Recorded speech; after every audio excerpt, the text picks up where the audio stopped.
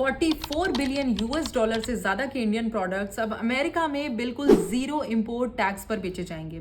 जी हाँ, zero tax.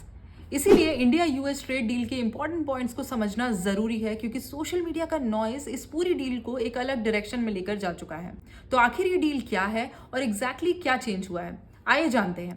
देखिए, हर trade deal का कोर होता है टैरिफ, यानी जब कोई प्रोडक्ट एक कंट्री से दूसरी कंट्री में जाता है तो उस पर कितना टैक्स लगेगा। इस एंट्रीम डील में इंडिया और यूएस ने बस वही डिसाइड किया है। इस डील के अंडर काफी इंडियन प्रोडक्ट्स यूएस मार्केट में 0% टैरिफ पर जाएंगे, जैसे medicine, James, aircraft part, electronic items, T, spices, fruits, nuts etcetera. Government data के हिसाब से ये लगभग 44 billion US dollar worth export को कवर करता है। लेकिन हर प्रोडक्ट जीरो ड्यूटी पर नहीं जाएगा।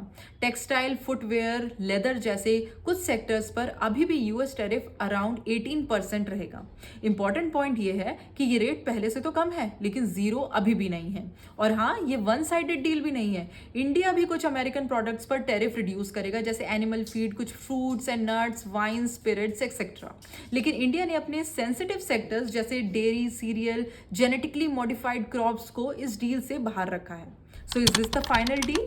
नहीं, ये सिर्फ एंट्रिम डील है, यानी फर्स्ट फेज डील है। Full India US trade agreement अभी भी नेगोशिएट हो रहा है। But here is the point of debate.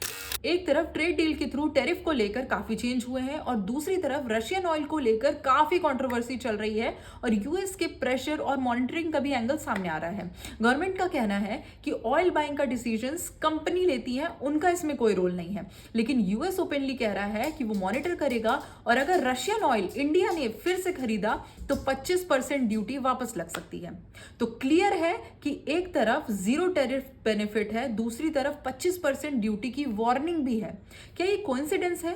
ये कैलकुलेटेड स्ट्रैटेजी? सवाल सिंपल है, क्या यूएस ट्रेड को टूल बनाकर इंडिया की एनर्जी पॉलिसी को इन्फ्लुएंस कर रहा है? और अगर हाँ, तो आज ऑयल है, कल क्या होगा?